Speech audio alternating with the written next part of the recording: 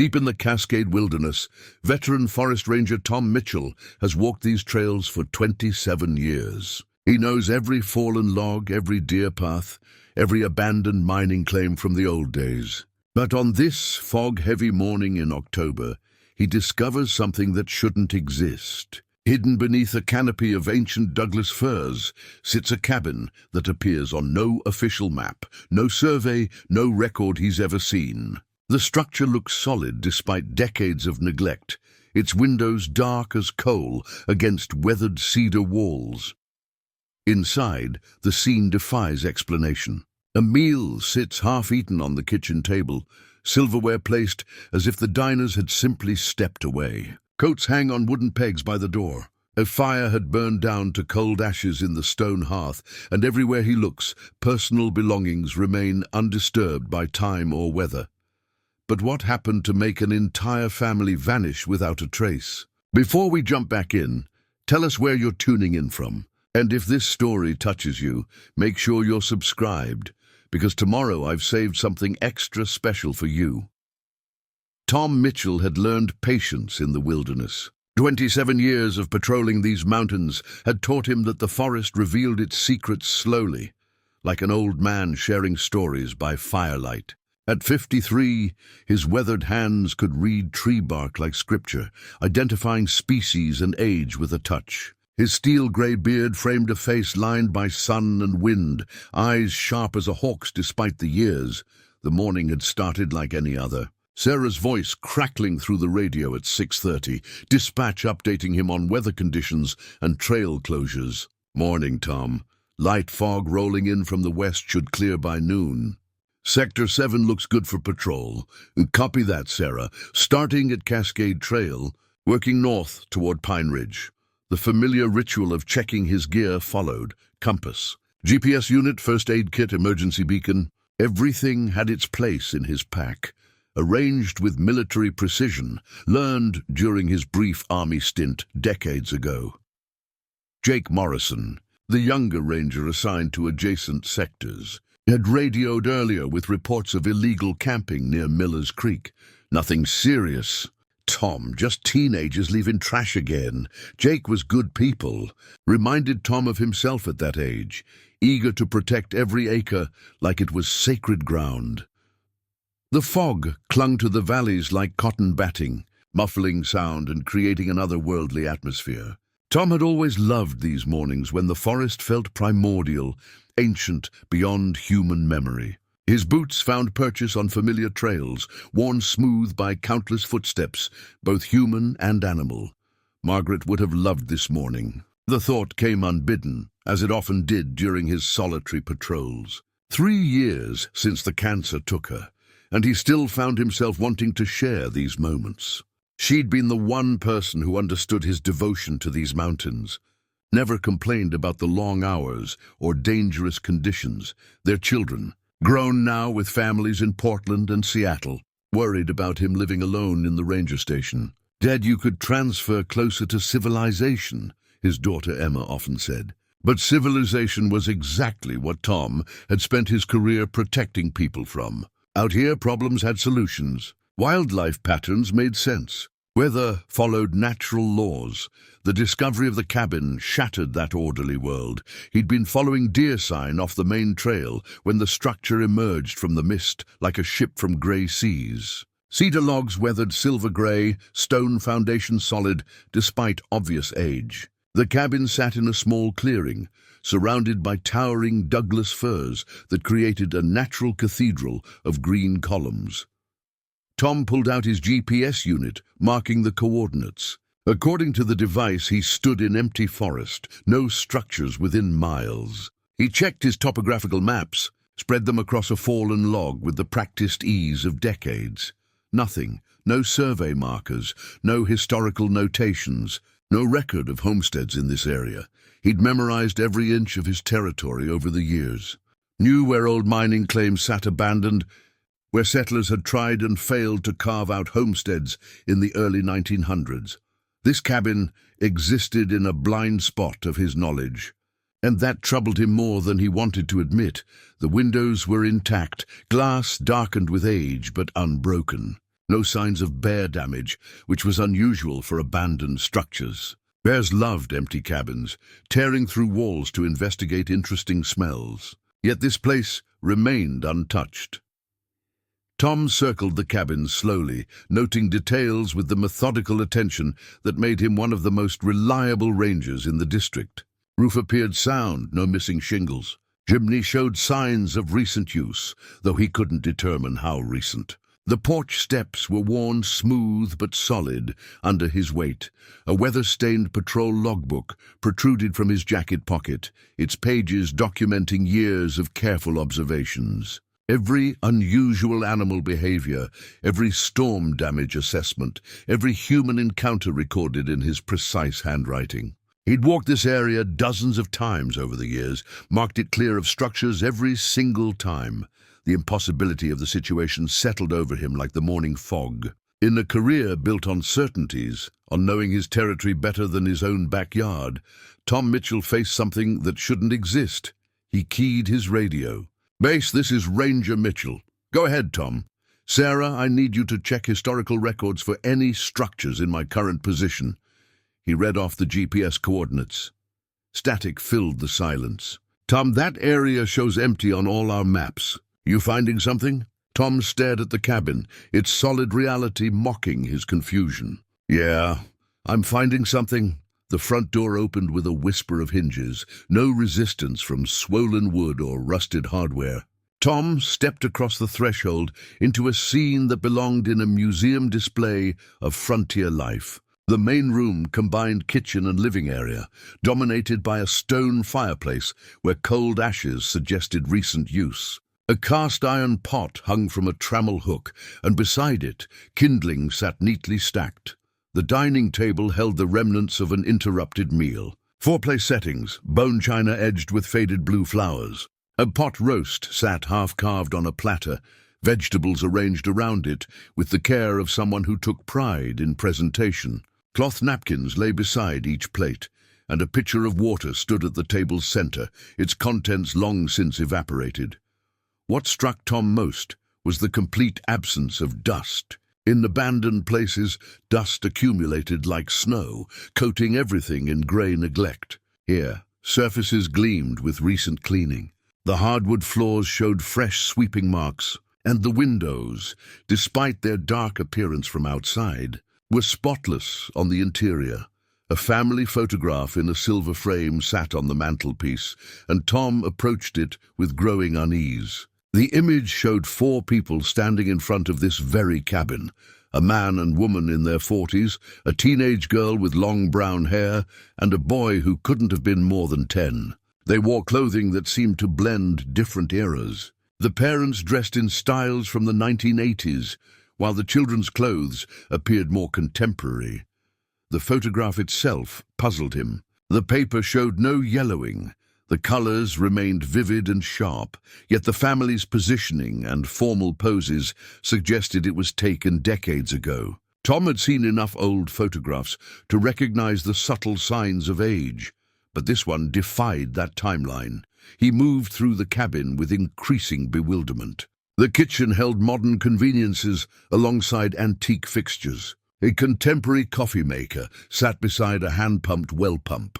Electric outlets were wired into log walls, but oil lamps provided the primary lighting. It was as if someone had tried to blend multiple time periods into a single living space. The bedrooms told similar stories. The master bedroom contained a 4-poster bed with hand-stitched quilts, but the nightstand held a digital alarm clock showing the correct time. Children's rooms revealed toys spanning decades, wooden blocks beside electronic games, board games from the 1950s, next to action figures from recent movies. Tom found himself holding his breath as he explored, afraid to disturb the careful arrangement of someone else's life. Personal belongings lay scattered with the casual disorder of daily living. A coffee mug sat beside the kitchen sink, with coffee rings stained brown on its bottom. Magazines lay open on tables, bookmarked with scraps of paper. Someone's reading glasses rested on an open novel, prescription lenses catching light from the windows. In the mudroom, 4 sets of boots stood in precise alignment. Adult hiking boots besides smaller versions for the children.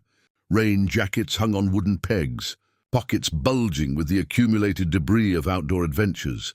Trail maps, energy bar wrappers, a child's whistle on a lanyard.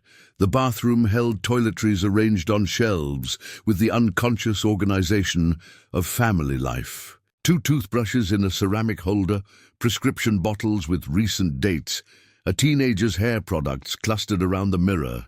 Everything suggested ongoing habitation, yet Tom had found no signs of human presence during his approach.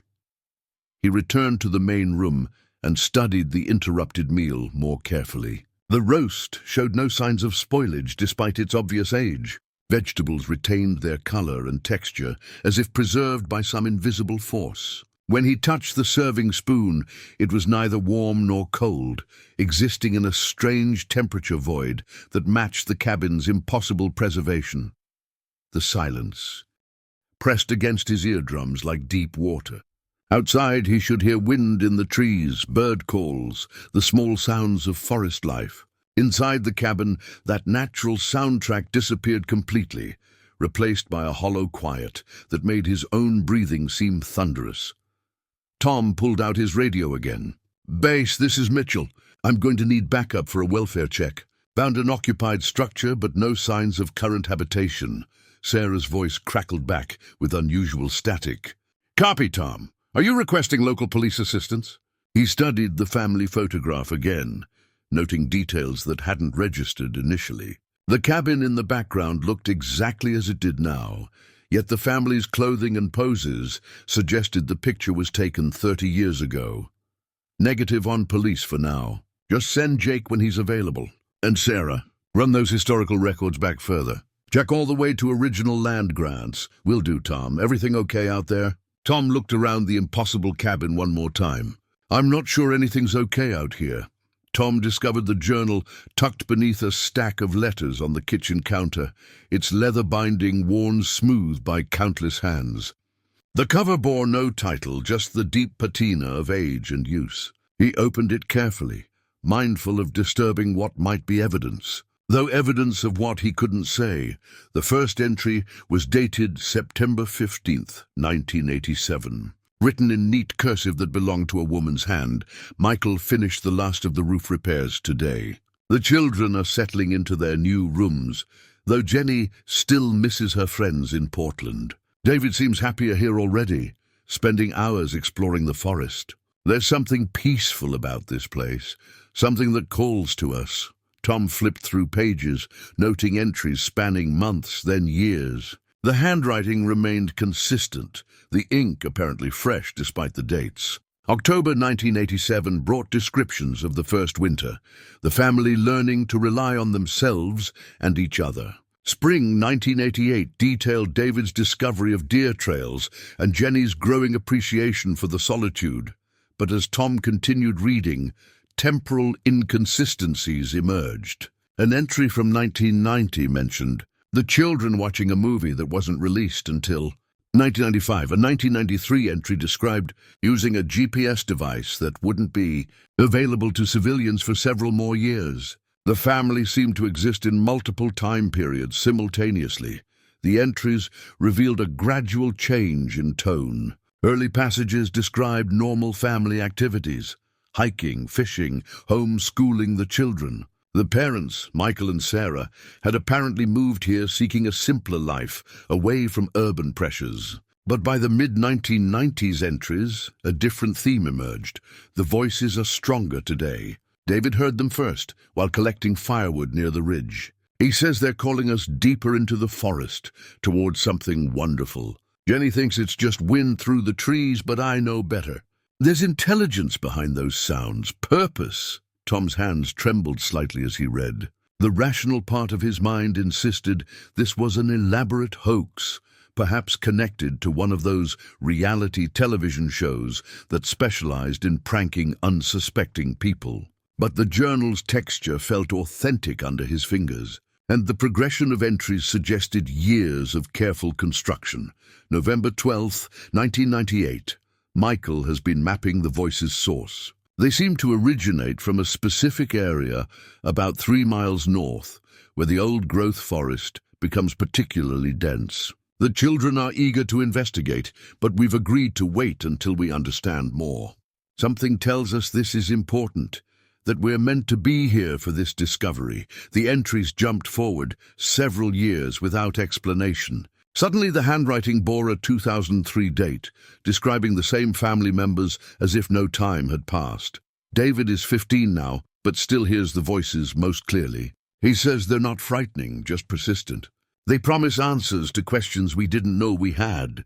Jenny is more skeptical, but even she admits the forest feels different here. Charged with possibility, Tom searched for any indication that the family had aged or changed, but the journal described them in static terms. David remained curious and adventurous. Jenny stayed cautious but supportive.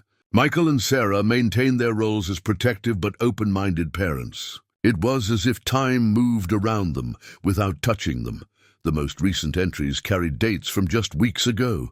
The calling is becoming impossible to ignore. We've prepared everything we need for the journey. The children understand this isn't a camping trip, but something more significant. We're leaving the cabin exactly as we found it, knowing others will come after us who need to make the same choice. October 3rd. Tonight we follow the voices. The forest has been patient with us, allowing us to prepare mentally and spiritually for what comes next. We're not afraid. The voices promise reunion with something larger than ourselves, something that will make sense of all the years we've spent waiting. The final entry was dated just 5 days ago. This is our last night in the cabin. Tomorrow we join the others who've answered the calling. If someone finds this journal, know that we went willingly. The voices don't compel or threaten. They simply offer a choice. Remain in the world of clocks and calendars, or step into something timeless. We choose to step forward. Tom closed the journal, his hands shaking openly now. Outside, the fog had thickened, turning the forest into a wall of grey silence. His radio crackled with static when he tried to contact base, producing only white noise and distorted voices that might have been human speech or might have been something else entirely. He looked around the cabin with new understanding. This wasn't a crime scene or an abandoned homestead. It was a way station, a place where normal rules bent to accommodate something beyond his experience. And according to the journal, he wasn't the first person to discover it. Tom decided to remain at the cabin overnight, setting up his emergency bivouac on the covered porch, where he could monitor both the structure and the surrounding forest. As darkness settled over the mountains, he arranged his gear with military precision, though his hands moved with less certainty than usual. Inside the cabin, he'd found a collection of children's drawings scattered across a small desk in what appeared to be David's room. The artwork showed the progression of a child's understanding, from simple crayon sketches to more sophisticated pencil drawings. But the subject matter remained consistently disturbing.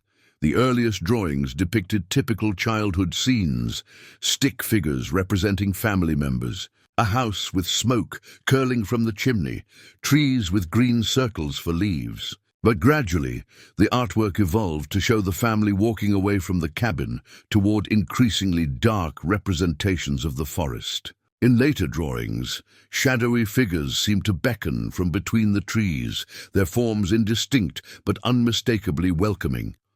One drawing in particular captured Tom's attention. It showed 4 stick figures holding hands, walking toward what appeared to be a gap between 2 enormous trees. Beyond that gap, the child had drawn swirling patterns in black crayon, creating a void that seemed to pull the viewer's eye inward. At the bottom, in a child's careful printing, the words, "Going to the crossing place." Tom had radioed the nearest town that afternoon, speaking with elderly residents who might remember unusual disappearances or stories about the area. Mrs. Elena Vasquez, who'd lived in the valley for 70 years, paused when he described the location. There were stories, she'd said, her voice crackling through the radio static. My grandmother used to warn children away from that part of the forest. Said it was where the world grew thin, where people sometimes heard things that weren't quite right. But that's just old superstition, Ranger. Nobody believes those stories anymore. But as Tom sat in the growing darkness, surrounded by sounds that seemed both familiar and wrong, those old superstitions gained weight. The normal evening chorus of the forest had been replaced by something subtly different. Bird calls that lasted too long, rustling that followed no wind patterns, and underneath it all, something that might have been voices carrying on air currents. He'd attempted to contact Jake earlier, requesting backup for the morning, but his radio produced only static, punctuated by fragments of conversation that seemed to come from different time periods. Once he'd heard what sounded like a 1940s radio drama bleeding through the static. Another time, voices discussed weather patterns using terminology from decades past. The drawings suggested the children had been documenting their family's journey toward whatever waited in the deep forest. Each piece of artwork showed more detail about the mysterious beckoning figures, as if David's artistic ability had been enhanced by proximity to the supernatural presence. The final drawing in the collection showed the 4 family members no longer as stick figures, but as detailed human forms, walking hand in hand towards something that the child artist couldn't quite capture on paper. Tom studied his topographical maps by flashlight, noting the elevation changes and creek patterns that should define this area. According to his instruments, he sat in thoroughly mapped territory, every square mile surveyed and documented. Yet the cabin existed in what appeared to be a pocket of unmapped space, a geographic impossibility that challenged everything he understood about his profession. His GPS unit had begun behaving erratically as evening approached. The device showed his location jumping randomly across a several-mile radius, sometimes placing him in areas he'd never visited, occasionally indicating he stood in the middle of a lake that didn't exist. The compass spun lazily, unable to locate magnetic north. Around midnight, the voices became undeniable. They emerged from the forest like whispered conversations in a distant room, too quiet to understand, but too persistent to ignore. Tom strained to make out words, but the sounds remained just beyond comprehension, like trying to remember a half-forgotten melody. The voices carried emotional weight rather than meaning. They spoke of longing, of reunion, of stepping away from the burden of linear time into something more expansive. Tom found himself leaning forward, trying to catch specific words, before realizing he was being drawn into the same trap that had apparently claimed the cabin's family. He forced himself to remain focused on concrete details, the temperature dropping as fog rolled in, the familiar weight of his equipment, the solid reality of his responsibility to protect others from whatever had claimed the missing family. But the voices persisted, patient and welcoming, suggesting that understanding lay just a short walk into the darkness beyond the clearing. The discovery came at dawn, when Tom entered the cabin's master bedroom to conduct a more thorough search. On the nightstand beside the 4-poster bed, nestled in a small wooden dish, lay a wedding ring that stopped his breath in his chest. The band was simple gold, worn smooth by years of wear, with an inscription on the inner surface that Tom could read without picking it up because he'd stared at identical words thousands of times. Forever lost, forever found, the exact phrase he'd had engraved in Margaret's ring 28 years ago during their engagement. Tom's knees gave out, and he sat heavily on the edge of the bed, staring at the impossible object. Margaret had been wearing her ring when she disappeared on what should have been a routine day hike 3 years ago. The search teams had combed hundreds of square miles for weeks, finding no trace of her body or belongings. Her wedding ring had vanished with her, a detail that haunted Tom through the long nights of his grief. He picked up the ring with trembling fingers, noting the familiar scratch near the band's base where Margaret had caught it on a fence post during their first year of marriage. This wasn't a similar ring or a cruel coincidence. This was Margaret's ring, sitting in an impossible cabin that existed outside mapped reality. The implications crashed over him like an avalanche. Margaret's strange behavior in the weeks before her disappearance suddenly made terrible sense. She'd become distant, distracted, often staring out windows toward the forest with an expression Tom couldn't interpret. She'd started taking longer hikes alone, claiming she needed solitude to process some unnamed internal struggle. During their final conversation, Margaret had tried to explain something about hearing voices in the wilderness, about feeling called to explore areas she'd never visited before. Tom had attributed her words to stress from the cancer treatment she'd completed months earlier, never imagining she was describing something real. "There's something in the deep forest, Tom," she'd said the morning before her disappearance. "Something that makes promises about pain ending, about finding peace beyond what we understand. I know how that sounds, but I can't ignore it anymore."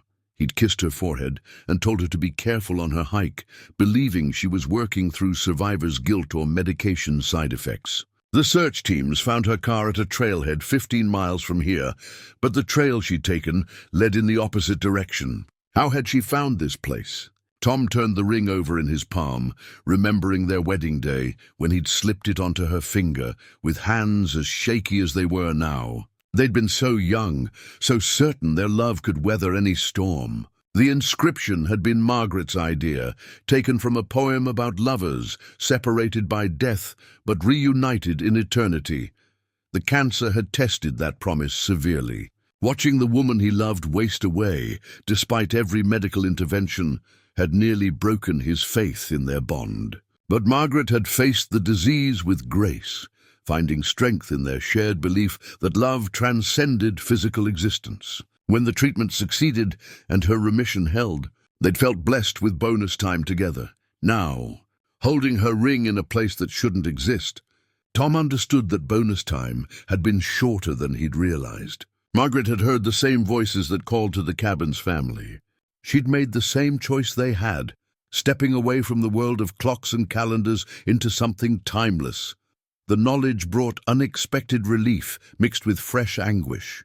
For 3 years, he'd tortured himself with scenarios of Margaret suffering alone in the wilderness, dying of exposure or injury while he failed to find her. The reality was somehow both better and worse. She hadn't suffered, but she'd chosen to leave him behind. Tom slipped the ring into his shirt pocket, where it rested against his heart like a warm coal. Outside, the morning fog was beginning to lift, revealing patches of forest that looked different in daylight. The trees seemed older, their arrangement more deliberate, as if the landscape itself had shifted during the night. His radio crackled to life with Jake's voice cutting through static. "Tom, you copy. I'm about 3 miles out. Should reach your position within the hour." Tom keyed the microphone with hands that no longer shook. "Copy, Jake, but take your time getting here. I think I'm starting to understand what happened to the missing family."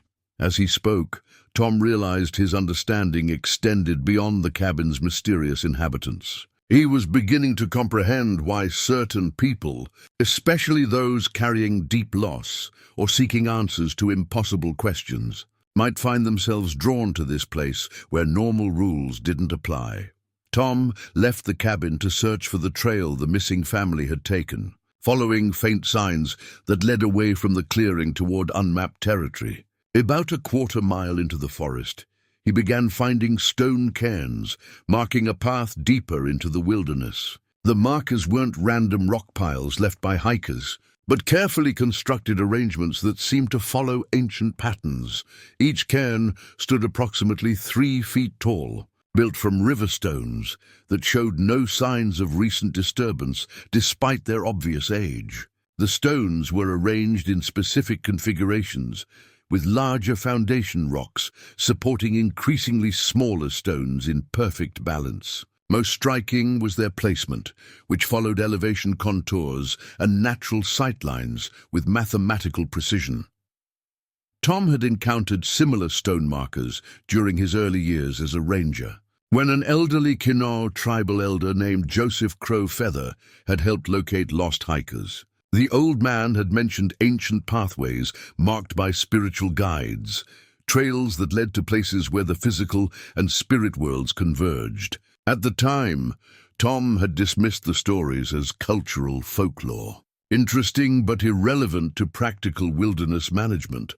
Now, following the stone trail with Margaret's ring burning like a coal against his chest, those dismissed stories gained urgent relevance.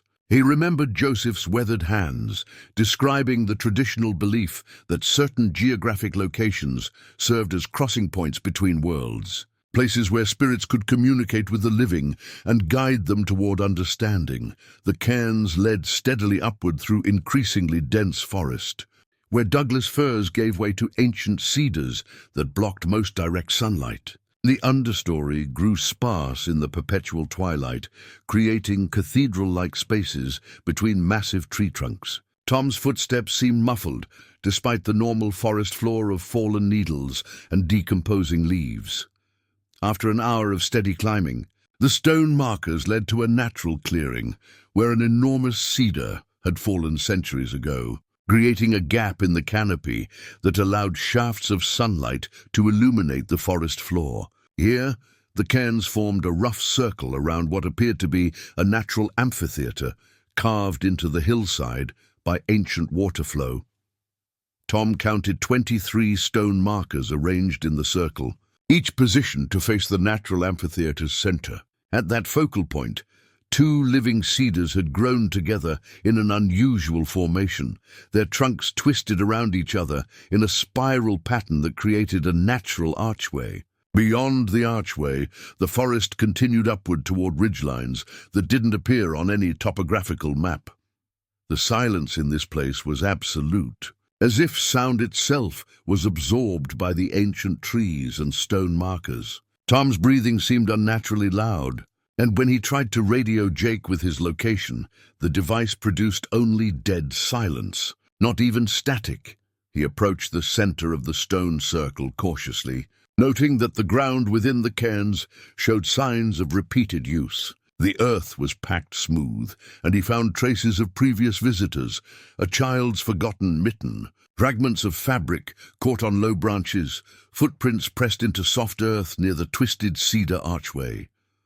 Most disturbing were the personal items scattered around the circle's perimeter. A man's leather wallet, emptied of identification but containing family photographs.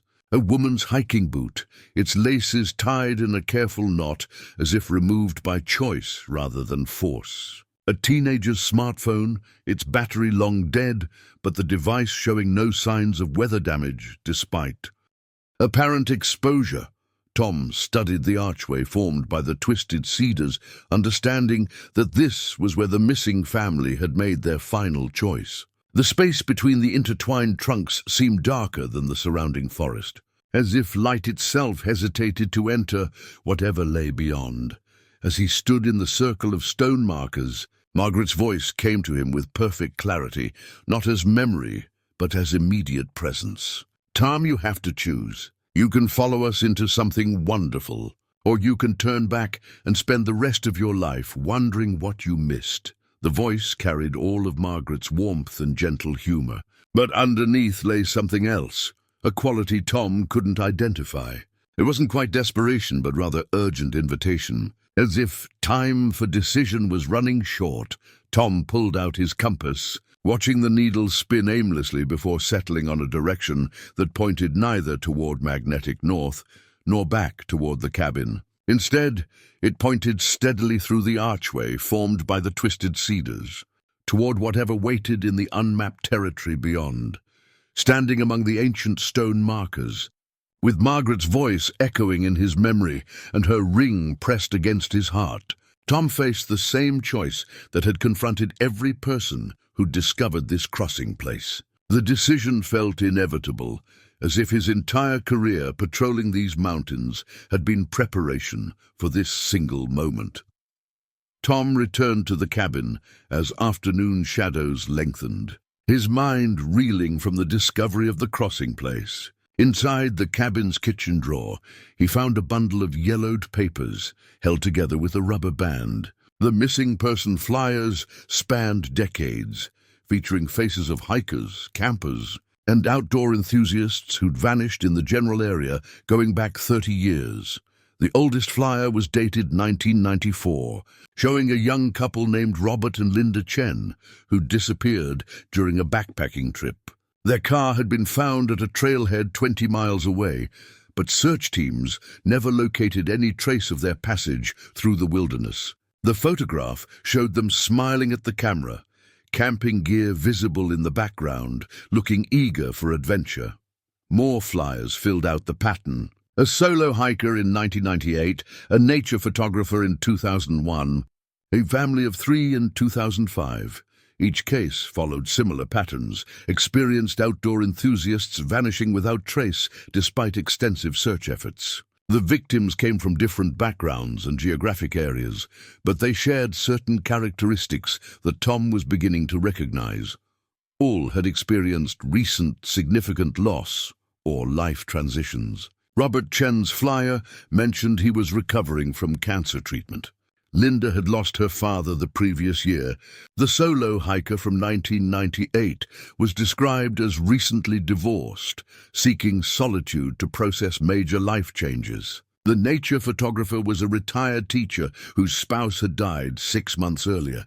Tom spread the flyers across the kitchen table, studying faces that showed subtle similarities despite spanning different decades. Each person displayed what he was learning to identify as a particular expression of searching, of seeking something beyond normal experience. They weren't the typical missing persons who wandered off trails due to poor planning or equipment failure. These were people who'd been called.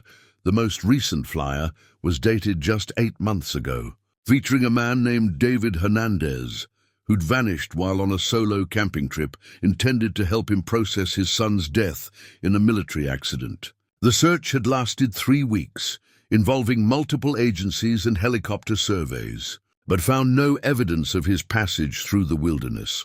Tom examined each case for geographic patterns, plotting disappearance locations on his topographical maps. The missing persons had vanished from various entry points scattered across a 50-mile radius, but when he connected the dots, they formed a rough circle with the cabin's location at its center. Every case involved someone who'd somehow found their way to this crossing place. Regardless of where they'd started their journey, the flyers revealed another disturbing pattern: local law enforcement's inadequate response to the disappearances. Reports consistently mentioned jurisdictional confusion, with county sheriff's departments, state police, and federal agencies arguing over responsibility while precious search time elapsed. It was as if the region itself resisted official investigation. Tom had worked missing person cases during his career, coordinating with search and rescue teams to locate lost hikers and hunters. Standard protocols existed for such situations, established procedures that had proven effective over decades. But none of these cases followed normal patterns. Experienced outdoor enthusiasts didn't simply vanish without leaving traces. Reading the case summaries, Tom realized he fit the victim profile perfectly. Recent widower, experienced outdoorsman, currently experiencing spiritual searching following significant loss. If someone found his vehicle at a trailhead tomorrow, he would become another yellowed flyer in the collection, another mysterious disappearance that defied rational explanation. The bundle contained 47 individual flyers, representing 47 people who'd somehow discovered the cabin and made the choice to continue toward the crossing place. Tom wondered how many others had found this location, but turned back, choosing familiar grief over unknown possibilities.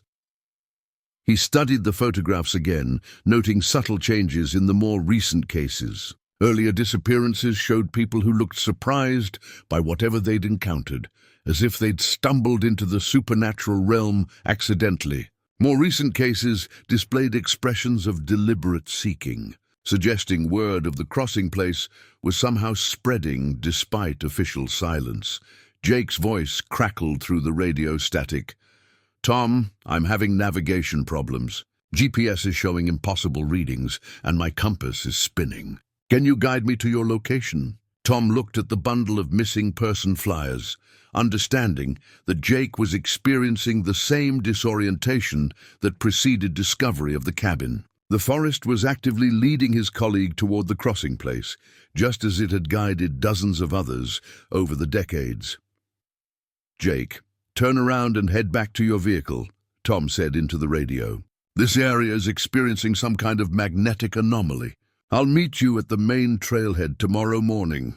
Tom couldn't allow Jake to discover the cabin and face the same terrible choice. Some knowledge was too dangerous to share, especially with someone young enough to believe he could solve every mystery through determination and proper procedure. Tom discovered the mirror in the cabin's back bedroom, an antique-looking glass with an ornate silver frame, etched with symbols that seemed to shift in his peripheral vision. The mirror stood about 4 feet tall, mounted on a wooden stand that appeared handcrafted from the same cedar as the cabin's walls. When he first glanced at it, the reflection showed exactly what he expected, himself standing in the modest bedroom with its simple furnishings.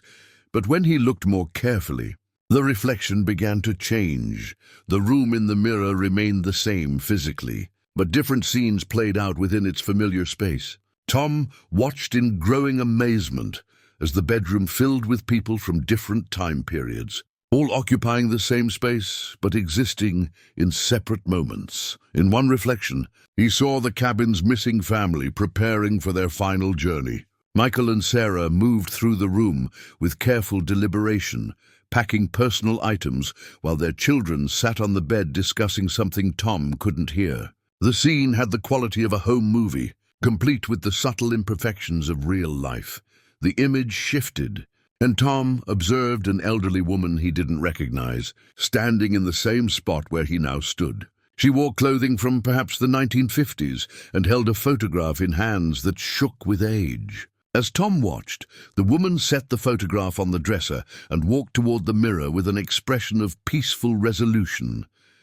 Another shift revealed a young man in military fatigues, clearly from an earlier era based on the uniform style. The soldier knelt beside the bed, praying or meditating, before rising and moving toward where Tom knew the front door must be. Each scene showed people making final preparations, saying private goodbyes to lives they were choosing to leave behind. Most shocking was the appearance of Margaret in the mirror's surface. Tom's breath caught as he watched his wife enter the bedroom, moving with the familiar grace he remembered from their years together. She looked exactly as she had during her final weeks, healthy and vibrant, following her successful cancer treatment. Margaret approached the mirror from the other side, and for a moment, Tom thought she was looking directly at him. She reached toward the mirror's surface, her hand pressing against the glass from within the reflection. Tom instinctively reached out as well, his palm meeting hers through the barrier of the mirror. The glass felt warm under his touch, pulsing with energy that seemed to flow between their connected hands. Margaret's lips moved as if speaking, but Tom heard nothing. He pressed his ear against the mirror's surface and caught fragments of her voice, words that seemed to come from a great distance. "The crossing isn't death, Tom. It's transformation. We're still here, just existing in a different way. The pain ends here. The loneliness ends here." The reflection shifted again, showing Tom scenes of the crossing place throughout different seasons and decades. He watched. Dozens of people approached the twisted cedar archway, each making the same deliberate choice to step through into whatever lay beyond. None appeared coerced or desperate. They moved with the calm determination of people who had found the answer to a question they'd been carrying their entire lives. In one particularly clear scene, Tom observed himself standing at the crossing place, but not as he was now. This version of himself appeared older, more weathered, wearing a ranger uniform he didn't recognize. The future Tom in the mirror moved toward the cedar archway with steady steps, showing no hesitation or fear. The mirror's surface rippled like water, and suddenly Tom was looking at the cabin from multiple time periods simultaneously. He saw it being built by hands that moved with supernatural speed, watched families arrive and depart across decades, observed the structure existing as a constant while the world around it aged and changed. The most startling revelation came when Tom realized the cabin existed outside normal temporal flow. The mirror showed the same rooms occupied by different people across spans of time that should have been decades but occurred simultaneously. The cabin served as an anchor point where past, present, and future converged, allowing people to step sideways out of linear time. Margaret appeared in the mirror again, and this time her voice came through clearly. The cabin is a gift, Tom. A place where people carrying unbearable loss can choose something better. We're not dead. We're free from the constraints that make life painful. But the choice has to be willing. It has to be complete. Tom understood that he was seeing the truth behind all the disappearances, the real nature of the crossing place, and the reason why the cabin could exist without appearing on any map. This wasn't a supernatural trap or malevolent force. It was an invitation extended to those who needed it most, offering an alternative to the linear progression of grief and aging and death that defined normal human existence. Tom's emotional control shattered when he found Margaret's hiking boots, sitting perfectly preserved by the cabin's front door, still caked with mud from her final journey 3 years ago.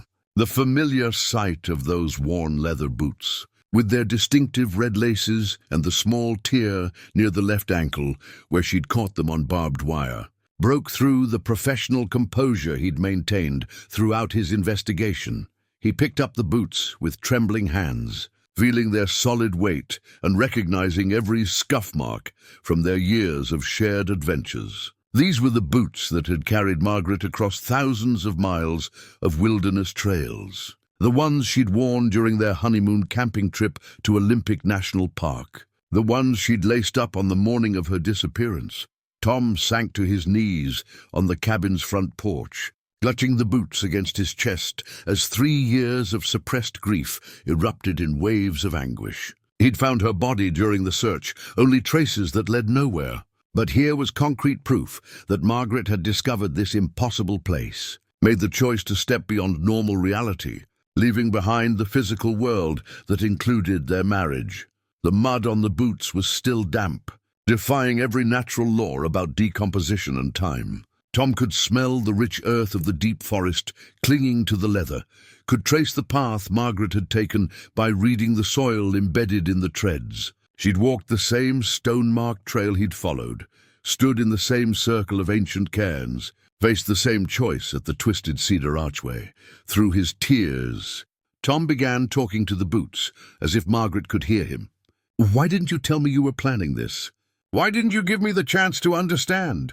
We promised to face everything together, remember? For better or worse, in sickness and health. We beat the cancer together. Why couldn't we face this together too?" The questions poured out along with his grief, all the conversations they'd never had, all the explanations she'd never given. Margaret had withdrawn during those final weeks, spending more time alone in the wilderness, claiming she needed solitude to process her survival and recovery. Tom had respected her need for space, never imagining she was being called toward a choice that would separate them permanently. As he held her boots in the gathering twilight, Margaret's voice came to him with startling clarity, not from memory this time, but as immediate presence. "I couldn't tell you because you would have tried to stop me, and I needed to go. The cancer changed me, Tom, not just physically but spiritually. I could hear things calling from beyond normal life, promising peace I couldn't find in the world we shared." The voice carried all of Margaret's familiar warmth, but also a quality Tom had never heard before. A sense of completeness that had been missing even during their happiest years together. "I wanted you to come with me, but I knew you weren't ready. You still had work to do, people to protect. But now you've found this place and you can choose." Tom looked up from the boots to see Margaret standing at the edge of the clearing, not as memory or reflection, but as solid presence. She appeared exactly as she had on their wedding day, young and radiant, but with the wisdom of someone who had moved beyond normal human limitations. Her hiking clothes showed no signs of wear or weather, and her face glowed with peace Tom had never seen during their earthly marriage. The crossing place isn't death, Margaret continued, moving closer with steps that made no sound on the forest floor. It's transformation into something larger than individual existence. All the people who've crossed over, we're still connected, still together, but free from the pain and limitation that define physical life. Tom stood slowly, still holding her boots, torn between the desire to run toward his wife and the rational understanding that accepting her presence meant accepting the supernatural nature of this place. But what about my responsibilities? What about the people I'm sworn to protect? Margaret's smile held infinite patience. You can protect them better by joining us. The crossing place will continue to call people who are suffering. They need someone they can trust to help them understand the choice. Jake Morrison and others like him will discover this place eventually. They'll need guidance from someone who understands both worlds. The practical part of Tom's mind catalogued the impossibility of the situation, but the grieving husband simply wanted to hold his wife again. Standing there with her boots in his hands and her spirit beckoning from the edge of forever, Tom faced the choice that dozens of others had confronted in this exact spot. Tom made his decision at dawn, gathering his gear for the journey to the crossing place. As he prepared to leave the cabin, his official ranger compass began spinning wildly, the needle rotating in endless circles as if magnetic north had ceased to exist. The instrument that had guided him reliably through 27 years of wilderness. Patrol now betrayed him at the moment he needed direction most. He pulled out the hand-carved wooden compass he'd found on the cabin's windowsill, watching as its needle pointed steadily toward the deep forest where Margaret waited. Unlike his metal compass, this primitive instrument seemed unaffected by whatever forces disrupted normal navigation in this place. The wooden needle, carved from what appeared to be cedar heartwood, pointed with unwavering certainty toward the crossing place. Tom had spent the night wrestling with Margaret's invitation, weighing his desire for reunion against his duty to prevent others from facing the same impossible choice. But as morning light filtered through the cabin's windows, he understood that some decisions couldn't be made through rational analysis. The heart demanded what it demanded, and his heart had been empty since Margaret's disappearance. He secured his emergency beacon to the cabin's front porch, knowing Jake would eventually find it and understand that his senior partner had made a deliberate choice. Along with the beacon, Tom left his official ranger badge and a brief note, explaining that he'd discovered the fate of the missing family and chosen to follow their path. The wooden compass led him along the stone-marked trail with greater precision than his memory could provide. Each step took him deeper into unmapped territory where normal rules seemed suspended. Trees grew in formations that defied botanical logic, their branches intertwining to create natural archways that framed the path ahead. The forest floor showed no decomposition, fallen leaves remaining crisp and colorful despite obvious age. As Tom climbed toward the crossing place, he encountered manifestations of previous travelers. A woman in 1940s clothing walked parallel to his path, visible through the trees but separated by what seemed like decades of time. She moved with purpose toward the same destination, occasionally glancing in his direction with expressions of encouragement. Further along the trail, Tom saw the missing family from the cabin, all four members walking together in silent communication. The children showed no fear or hesitation, moving with the confidence of people who understood their destination. Michael and Sarah held hands, their faces reflecting peace Tom had rarely witnessed in living people. The wooden compass pulled him steadily upward through terrain that shouldn't exist according to his topographical knowledge of the area. Elevation changes occurred too rapidly, and landmarks appeared that bore no relationship to surveyed geography. Tom realized he was no longer traveling through normal physical space, but moving toward a realm where different laws applied. His radio and GPS unit had failed completely, their electronic displays showing only static or impossible readings. But the wooden compass continued pointing true. its carved needle unwavering despite the supernatural forces that disabled his modern equipment. The simple instrument seemed specifically designed to guide people through this transition between worlds. As Tom approached the stone circle where the twisted cedars formed their natural archway, he noticed other travelers converging on the same location from different directions. Some appeared to be from recent decades, others from much earlier time periods. All moved with the same deliberate purpose, carrying the expression of people who had found the answer to a lifelong question. The wooden compass began vibrating in Tom's hand as he entered the circle of ancient cairns. Through the archway, formed by the intertwined cedar trunks, he could see light that didn't match the natural illumination of the forest. This light held qualities that bypassed his eyes and spoke directly to his spirit, promising transformation beyond his current understanding. Margaret appeared at the far edge of the stone circle, no longer as memory or manifestation, but as solid presence waiting to guide him through the final step. Behind her, Tom glimpsed others who had made the crossing. The cabin's family, the missing persons from the yellowed flyers, generations of people who had chosen transformation over the limitations of linear existence. Tom looked down at the wooden compass one final time, watching its needle point directly through the cedar archway toward whatever lay beyond. The instrument had served its purpose, guiding him to the threshold between worlds. Now he faced the final choice that every person who discovered this place had to make alone. With Margaret's smile encouraging him forward and the wooden compass trembling with supernatural energy, Tom stepped toward the twisted cedar archway, where normal reality ended and something infinitely larger began.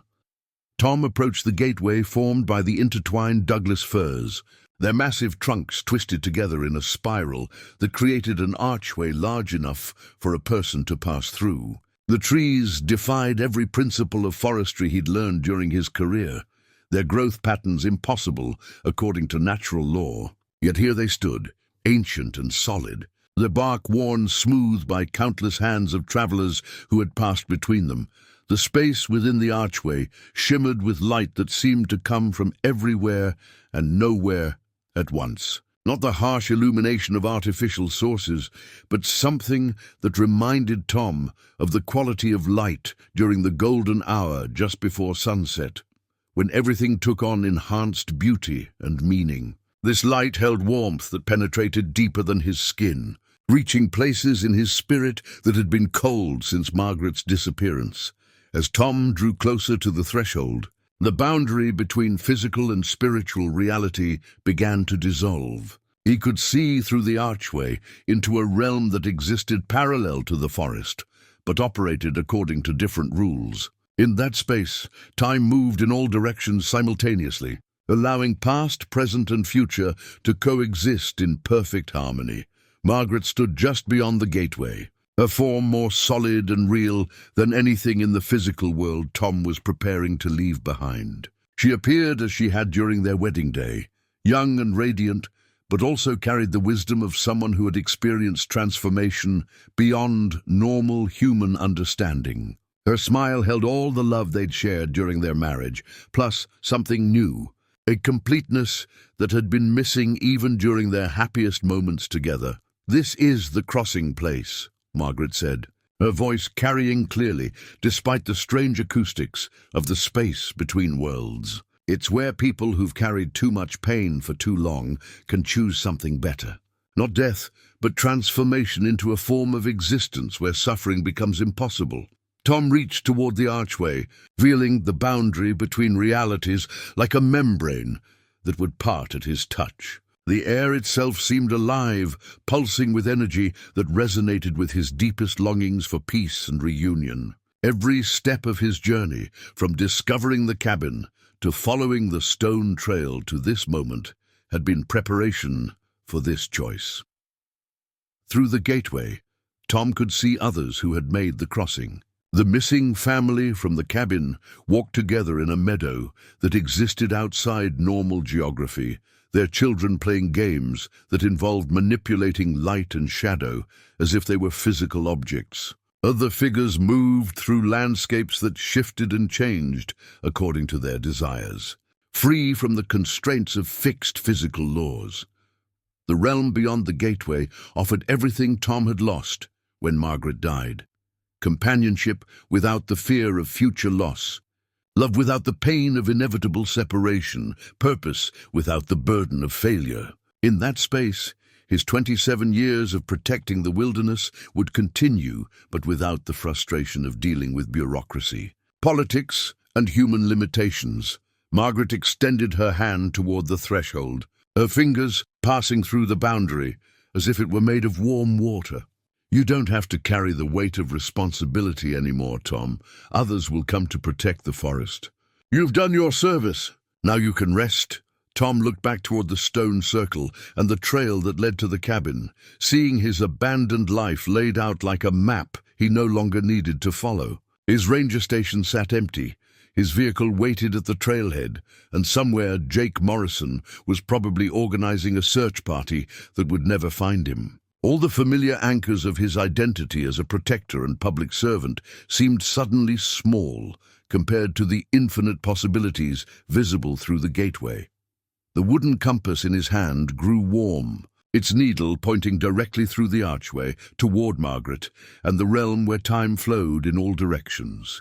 Tom understood that the simple instrument had been crafted specifically for this purpose, to guide lost souls to the place where crossing became possible. As he prepared to step through the gateway, Tom felt the weight of his ranger badge in his chest pocket, the physical symbol of his oath to protect others. The metal felt cold against his heart, a reminder of the world he was preparing to abandon and the people who would continue to need protection from the same choice he was about to make. The twisted cedar archway waited with infinite patience, its living wood worn smooth by generations of people who had faced this same decision. Beyond it, Margaret smiled with love that promised an end to all the loneliness and grief that had defined his existence since her disappearance. The crossing place offered everything he'd lost, and more than he'd ever dared hope to find.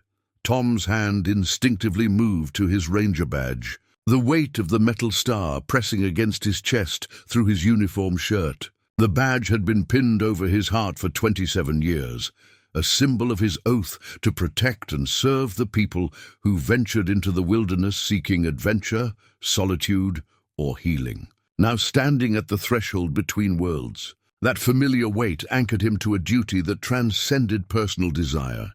He pulled the badge from his pocket, studying its worn surface in the strange light emanating from the gateway. The metal showed scratches and tarnish from decades of faithful service, each mark representing a life saved, a lost hiker guided home, a dangerous situation resolved through careful attention to duty. The words "Forest Ranger" were etched deep into the star-shaped badge, but beneath them, barely visible after years of wear, were the words of his oath, to protect and preserve. Margaret's voice drifted through the archway, patient but tinged with urgency. "Tom, you've done enough. You've served faithfully for longer than most people serve anything. You've earned the right to choose your own peace." But as Tom held the badge, memories flooded through him of all the people he'd helped over the years. The family with young children who'd gotten lost on what should have been a simple day hike, found cold and frightened, but alive because Tom had persisted when others wanted to call off the search. The elderly man who'd suffered a heart attack on a remote trail, kept alive by Tom's first aid training until medical evacuation could reach them. The teenager who'd attempted suicide by hiking into the wilderness without proper gear, talked down from his despair by Tom's patient conversation during a long, cold night. Each rescue, each successful search, each moment of crisis where his training and dedication had made the difference between life and death, was represented in the weight of the badge. More importantly, Tom realized that Jake Morrison and other young rangers would eventually discover this place. They would face the same impossible choice, the same supernatural calling that promised easy answers to the hard questions of loss and duty. "Margaret," Tom said, his voice carrying clearly through the boundary between worlds, What happens to the people who come after me? Jake is a good ranger, but he's young. He's never faced anything like this. If I cross over, who guides him away from the choice that destroyed all these families? Margaret's expression showed understanding, mixed with sadness. The crossing place will always exist, Tom. People who carry unbearable pain will always find their way here. You can't save everyone from making this choice. Tom looked through the gateway at the realm where suffering had been eliminated, where love existed without the fear of loss, where his reunion with Margaret waited with absolute certainty. Everything he wanted lay just steps away. But the badge in his hand reminded him that wanting something and being able to live with the consequences were different things. I took an oath, Tom said, more to himself than to Margaret. I swore to protect people, not just from bears and bad weather, but from dangers they couldn't anticipate or understand. This place, this choice, it's the greatest danger anyone could face. Not because crossing over is wrong, but because the decision is irreversible, and people aren't given complete information before they choose. The badge grew warm in his palm, as if responding to his renewed commitment to the principles it represented. Tom understood that his duty as a ranger extended beyond guiding lost hikers or fighting forest fires. Some dangers required a different kind of protection, a willingness to stand guard against temptations that promised easy escape from the hardships that defined human existence. Margaret stepped closer to the threshold, her form wavering slightly, as if the effort to maintain contact across the boundary was becoming difficult. Tom, please, I've been waiting for you for 3 years. We can be together again, free from all the pain and uncertainty of physical existence. Tom pressed the badge against his heart, feeling its weight as both burden and anchor. I know, love, and I want nothing more than to cross over and spend eternity with you.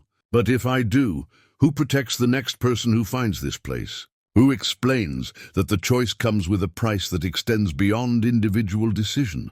The realization hit him with devastating clarity.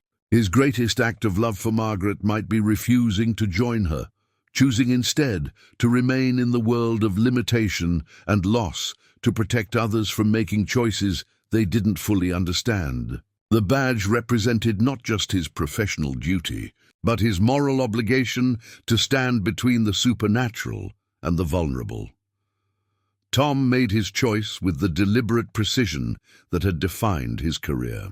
He pulled the wooden compass from his pocket, the hand-carved instrument that had guided him to this threshold between worlds, and raised it above his head. The cedar heartwood felt warm in his grip, pulsing with the supernatural energy that connected this realm to the crossing place.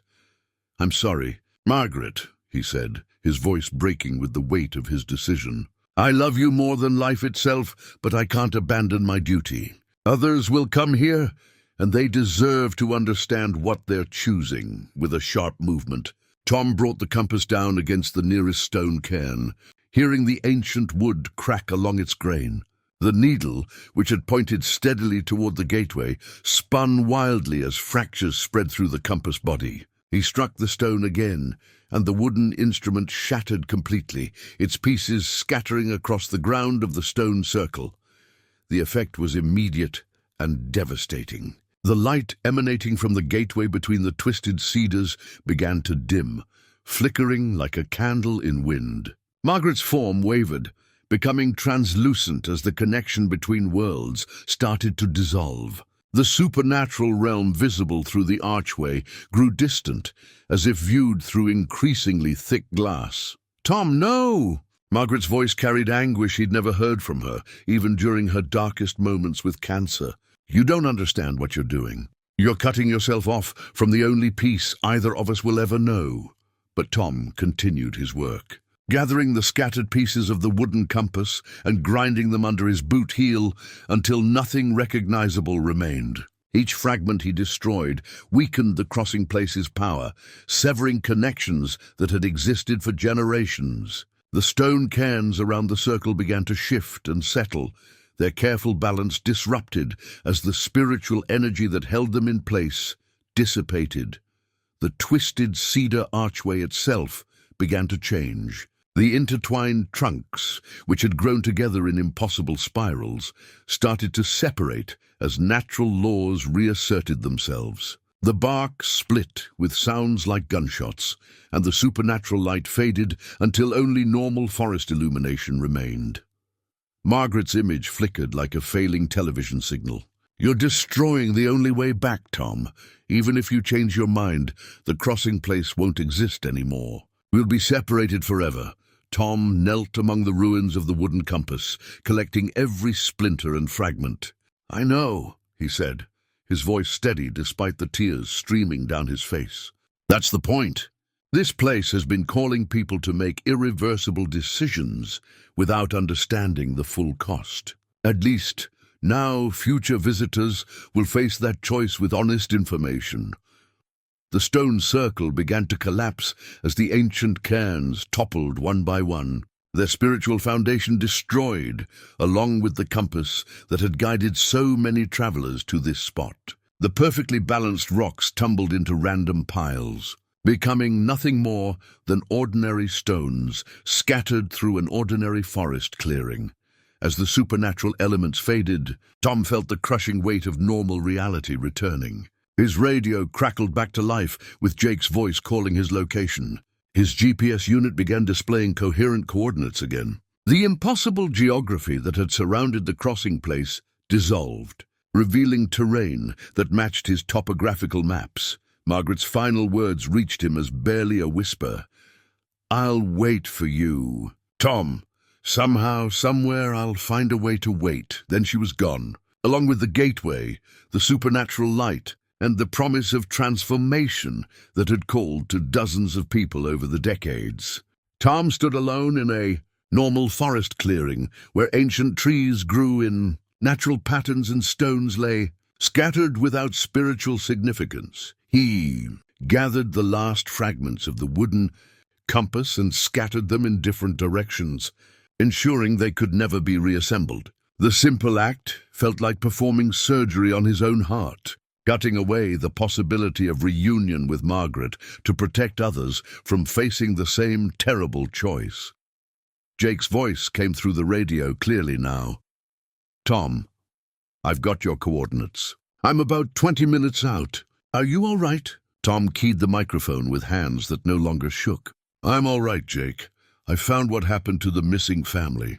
They got lost in an unmapped area and fell victim to the elements. I've marked the location for recovery operations. It was a lie that served a greater truth. The real story of the crossing place would die with him, protecting future generations of rangers and hikers from temptations they weren't equipped to resist. The scattered pieces of the wooden compass would never again guide the grieving towards supernatural escape from the hardships that defined human existence. 3 days after emerging from the forest, Tom sat at his desk in the ranger station, carefully updating his patrol logbook with entries that would serve as a coded warning for any ranger experienced enough to read between the lines. His handwriting, normally precise and straightforward, now carried subtle variations that would alert trained observers to underlying significance. October 15th, Sector 7 Patrol.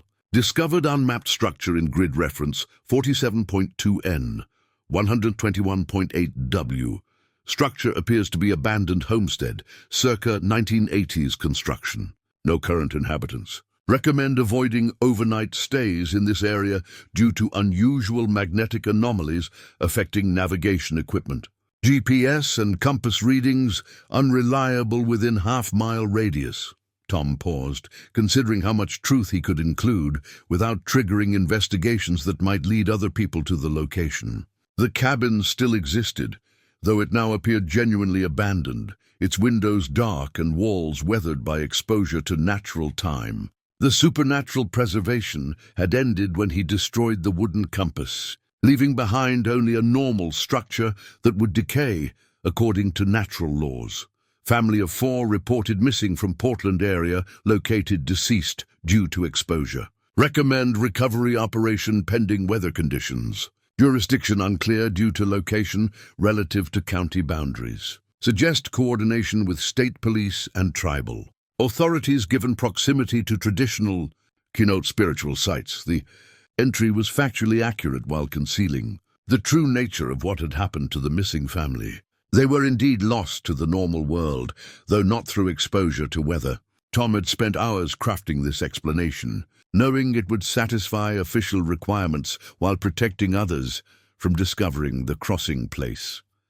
He turned to a new page and began documenting equipment failures that future rangers needed to understand. Important, electronic navigation equipment experiences significant malfunction in grid sectors 47.1 to 47.3 N, 121.7, 121.9 W.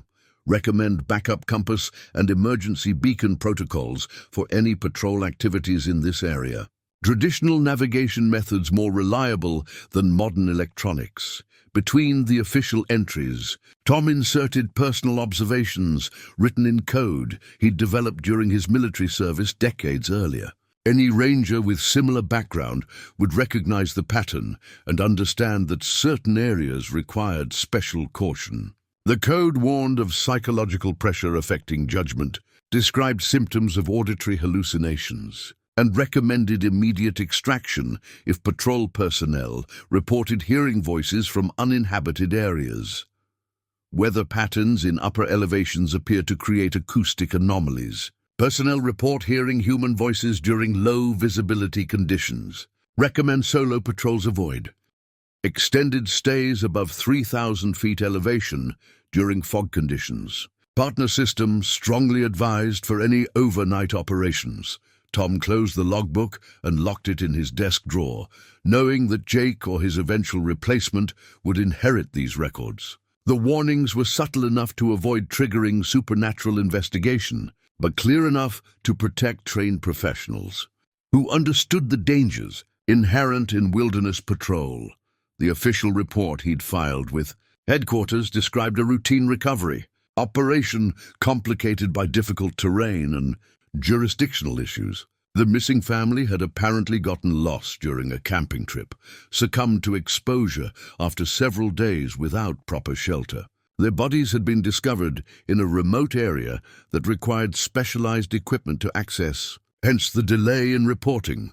Tom had spent considerable effort ensuring the paperwork would discourage future investigation. The location was described as hazardous due to unstable terrain and difficult access, requiring significant resources for any recovery operation.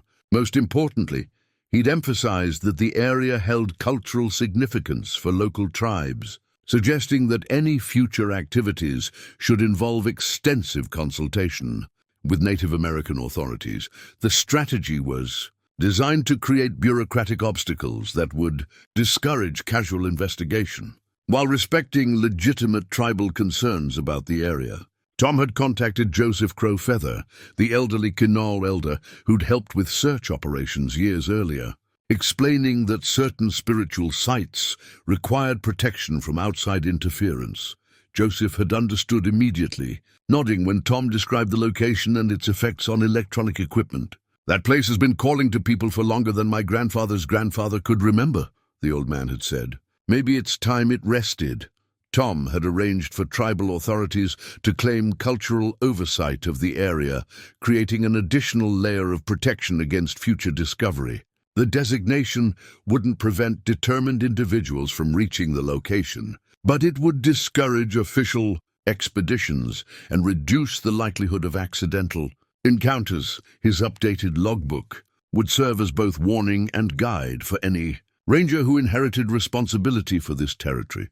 The entries contained enough coded information to protect someone prepared to understand the dangers, while appearing routine to casual observers. Most importantly, the documentation would help ensure that no one else faced the terrible choice between duty and personal desire that had nearly destroyed Tom's ability to serve others. 2 weeks after his return from the crossing place, Tom hiked back to the area where the cabin sat in its natural state of decay. He carried a small bronze plaque in his backpack, along with tools needed to mount it securely to a tree trunk. The memorial had been crafted by a local metalworker who specialized in trail markers, simple and weathered enough to appear official while remaining inconspicuous to casual hikers.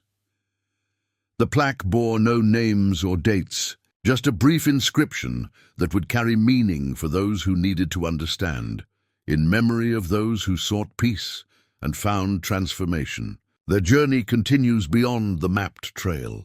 May travelers choose their path with wisdom. Tom selected an ancient Douglas fir about 50 yards from the cabin, positioning the plaque at eye level where it would be visible to anyone approaching the structure, but hidden from distant observation. The tree's deeply furrowed bark would help camouflage the bronze memorial, making it appear to be part of the natural landscape rather than a recent addition. As he worked to secure the plaque with corrosion-resistant bolts, Tom reflected on the 47 missing people whose yellowed flyers had filled the cabin's kitchen drawer. Each face represented a family destroyed by unanswered questions, loved ones who'd vanished without explanation, leaving behind fragments of lives that would never find closure through normal means. The memorial served multiple purposes beyond honoring the dead. Its carefully chosen words would alert certain visitors that they'd discovered something significant, while warning them to approach any decisions with caution. The phrase, "beyond the mapped trail," would resonate with experienced hikers who understood that some territories couldn't be navigated using conventional methods. More importantly, the plaque established the area as a place of remembrance rather than active supernatural power. Tom hoped that future visitors would interpret any unusual experiences as psychological responses to grief rather than genuine supernatural calling. The memorial reframed the location's narrative, suggesting that whatever had happened here was completed rather than ongoing. Tom stepped back to examine the plaque's placement, ensuring it would weather naturally while remaining legible for decades. The bronze would develop a patina that would blend with the forest environment, eventually appearing as if it had been placed by park services rather than an individual ranger acting outside official authority. The cabin itself had undergone dramatic changes since the destruction of the wooden compass. Windows that once gleamed with supernatural preservation now showed the accumulated grime of normal exposure. The roof sagged slightly where weather had penetrated aging shingles, and the front porch steps creaked under Tom's weight in ways they hadn't during his first visit. Inside, the impossible preservation had ended completely. The half-eaten meal on the kitchen table had decomposed to normal organic matter, leaving only stains on the wood surface. Personal belongings showed appropriate aging, with clothing faded by sunlight and papers yellowed by time. The family photograph in its silver frame had acquired the sepia tones typical of images exposed to decades of environmental conditions. Tom gathered the scattered missing person flyers from the kitchen drawer, along with the family's journal and other items that might encourage future visitors to seek supernatural explanations for the disappearances. These materials would be destroyed, eliminating evidence that might inspire others to view the location as anything more than an abandoned homestead. The bronze plaque represented his compromise between honoring the memories of those who'd crossed over and protecting future visitors from facing similar choices. It acknowledged that something significant had occurred in this place, while suggesting that the story had reached its conclusion. As Tom prepared to leave the cabin for the final time, he touched Margaret's wedding ring, which he now wore on a chain around his neck. The metal felt warm against his skin, a tangible reminder of love that transcended physical separation. He'd chosen duty over reunion, but that didn't diminish the reality of their connection or the hope that death might eventually reunite them through natural, rather than supernatural means. The memorial plaque would weather the seasons alongside the slowly decaying cabin, serving as a quiet monument to choices made and prices paid. Future hikers might discover the bronze marker and wonder about its meaning, but they would find only an ordinary abandoned structure surrounded by ordinary forest. Tom walked away from the cabin without looking back, knowing he'd done everything possible to protect others while honoring those who'd chosen transformation. The bronze plaque would stand sentinel over the location, marking it as a place where human stories had reached their conclusion rather than a gateway to ongoing supernatural possibilities. 6 months after his encounter with the crossing place, Tom began preparing for his retirement from the Forest Service. At 53, he was young enough to continue working for another decade, but the events in the deep forest had changed his perspective on duty and legacy. Most importantly, he needed to ensure that knowledge of the supernatural threats in his territory would transfer to someone capable of handling such responsibilities. Jake Morrison had proven himself over the past months, demonstrating the kind of careful attention to detail and concern for public safety that marked truly dedicated rangers. More significantly, Jake had noticed the coded warnings in Tom's patrol reports and asked intelligent questions about the areas requiring special caution. The young ranger possessed both the experience and temperament, needed to guard against dangers that couldn't be addressed through normal protocols. Tom spent weeks crafting a sealed letter that would pass essential knowledge to his successor without exposing him to unnecessary risk. The document was written in the style of standard succession planning, disguised as routine guidance about challenging aspects of territorial management. Only someone with Jake's background and instincts would recognize the deeper significance of certain warnings. The letter began with conventional advice about weather patterns, wildlife behavior, and common safety hazards that affected this sector of the wilderness. Tom included detailed descriptions of terrain features that created navigation difficulties, emphasizing areas where electronic equipment proved unreliable. These sections appeared routine but contained coded information about locations where supernatural influences disrupted normal technology. Regarding grid sectors 47.1, 47.3N, 121.7, 121.9W, personnel should exercise extreme caution when responding to reports of missing hikers in this area. Historical patterns suggest that individuals who become lost in this region often display unusual behavior prior to disappearance. Recommend partnered patrols for any search operations, with strict communication protocols and predetermined extraction timelines. Tom described the psychological pressures that affected people experiencing grief or major life transitions, noting that certain locations seem to amplify these emotional states. He detailed warning signs that might indicate someone was being influenced by forces beyond normal wilderness hazards. Reports of hearing voices, obsession with unmapped areas, sudden disregard for safety protocols. The letter included specific instructions for handling situations where hikers reported supernatural experiences. Personnel encountering civilians who describe auditory hallucinations or claim to have discovered unmapped structures should treat these reports as potential medical emergencies. Recommend immediate escort to medical facilities rather than investigating reported phenomena. Do not allow affected individuals to guide you to locations they claim to have discovered. Tom embedded within the routine guidance a description of the abandoned cabin and its general location, disguised as information about a hazardous structure that required periodic monitoring.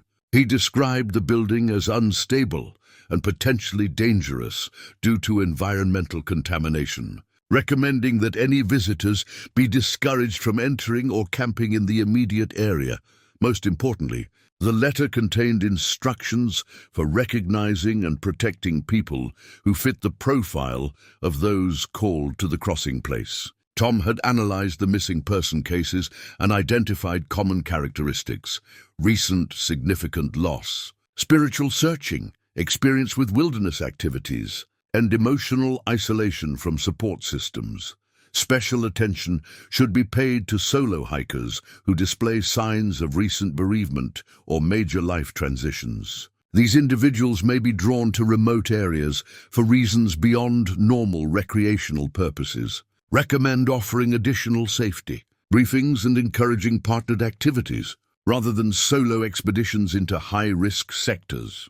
The letter concluded with emergency protocols that appeared designed for natural disasters, but actually addressed supernatural encounters. Tom included contact information for Joseph Crowfeather and other tribal elders who understood the spiritual significance of certain locations, disguising this as standard procedure for coordinating with Native American authorities on cultural sensitivity issues. Tom sealed the letter in an envelope marked confidential for incoming sector supervisor only and placed it in the secure files that would transfer with the position. Jake would receive the document during his official briefing, along with other sensitive materials related to territorial management.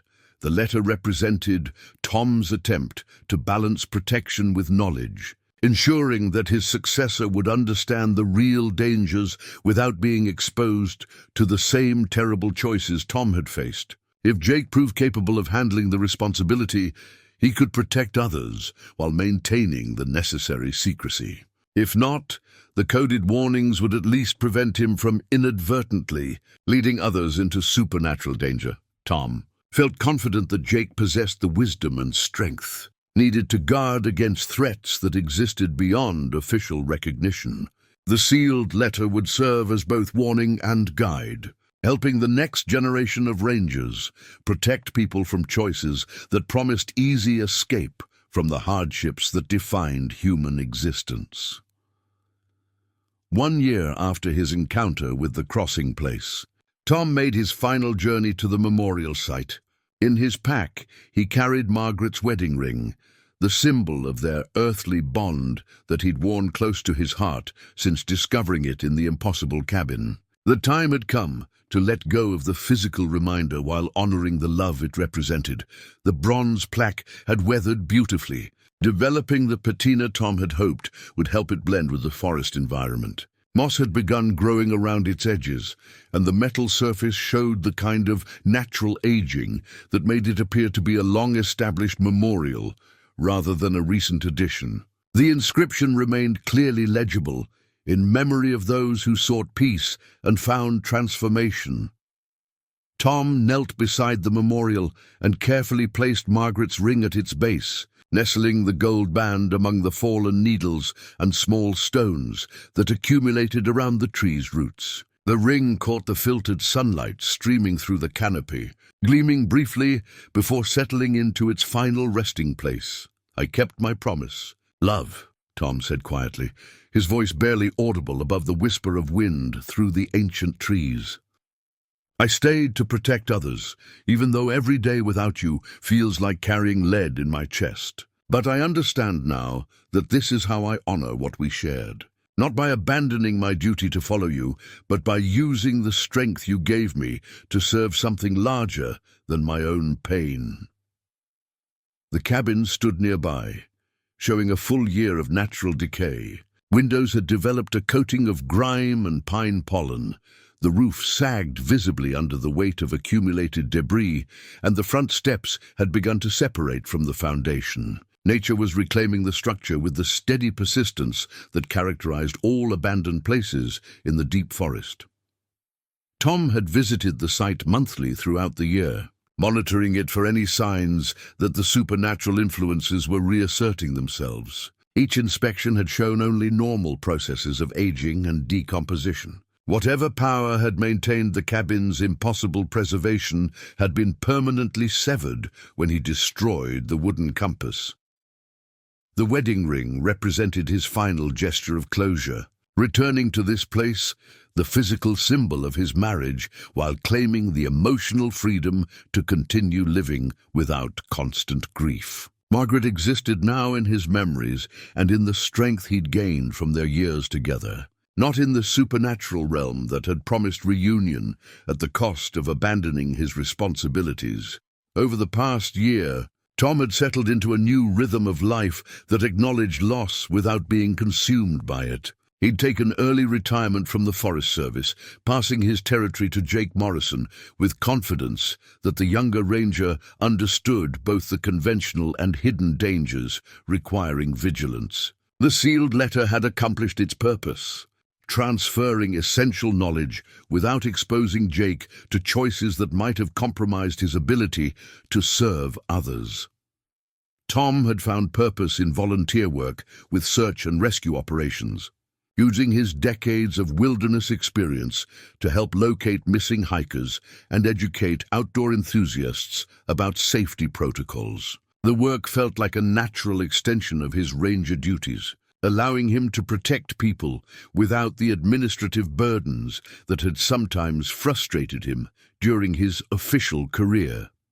Most importantly, he'd begun building new relationships that honored Margaret's memory while acknowledging that life continued beyond loss. Not romantic relationships, but friendships with people who understood that healing from grief didn't require forgetting love or pretending that painful experiences hadn't shaped fundamental aspects of character. The ring settled into the forest floor like a seed planted in fertile ground, becoming part of the memorial site's natural landscape. Tom touched the bronze plaque one final time, feeling the satisfaction that came from completing a difficult task with honor intact. As he prepared to leave the memorial site, Tom felt Margaret's presence not as supernatural manifestation, but as the internalized strength that came from having been loved completely by someone who'd understood both his virtues and limitations. She lived on in the courage he'd shown when facing the choice between personal desire and duty, in the wisdom he'd gained from their years together, and in the determination to protect others that had defined his response to discovering the crossing place. Tom walked away from the memorial with steady steps, carrying no physical reminders of his supernatural encounter, but enriched by the knowledge that love transcended both life and death without requiring abandonment of responsibility to the living. The bronze plaque and Margaret's ring would remain as quiet monuments to choices made with wisdom rather than desperation, marking a place where human stories had found completion through sacrifice rather than escape. Behind him, the forest reclaimed its secrets while he carried forward the strength to guard against supernatural dangers that promised easy answers to the hardest questions of human existence.